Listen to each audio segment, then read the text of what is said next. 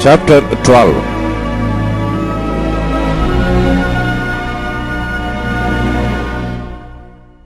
And it came to pass, when Rehoboam had established the kingdom and had strengthened himself, he forsook the law of the Lord and all Israel with him.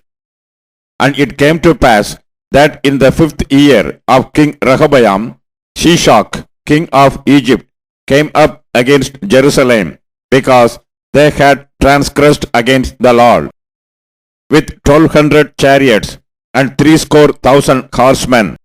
And the people were without number that came with him out of Egypt, the Lubims, the Sukkims, and the Ethiopians. And he took the fenced cities which pertain to Judah, and came to Jerusalem.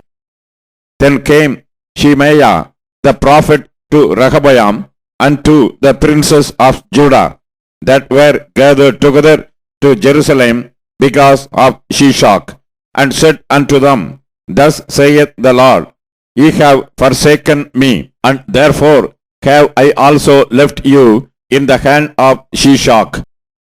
Whereupon the princes of Israel and the king humbled themselves, and they said, The Lord is righteous. And when the Lord saw that they humbled themselves, the word of the Lord came to Shemaiah, saying, They have humbled themselves. Therefore I will not destroy them, but I will grant them some deliverance. And my wrath shall not be poured out upon Jerusalem by the hand of Shishak. Nevertheless, they shall be his servants, that they may know my service and the service of the kingdoms of the countries. So Shishak, king of Egypt, came up against Jerusalem, and took away the treasures of the house of the Lord, and the treasures of the king's house. He took all.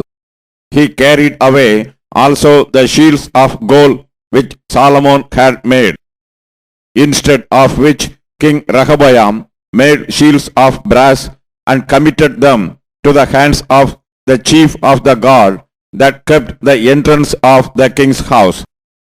And when the king entered into the house of the Lord, the guard came and fetched them, and brought them again into the guard chamber. And when he humbled himself, the wrath of the Lord turned from him, that he would not destroy him altogether. And also in Judah things went well. So King Rehoboam strengthened himself in Jerusalem, and reigned.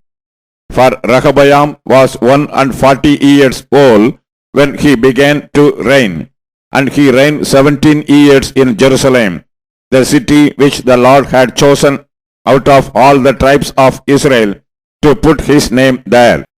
And his mother's name was Naamah, an Ammonitess. And he did evil, because he prepared not his heart to seek the Lord. Now the acts of Rehoboam, first and last, are they not written in the book of Shemaiah the prophet, and of Iddo the seer, concerning genealogies? And there were wars between Rehoboam and Jeroboam continually. And Rehoboam slept with his fathers, and was buried in the city of David, and Abijah his son reigned in his stead.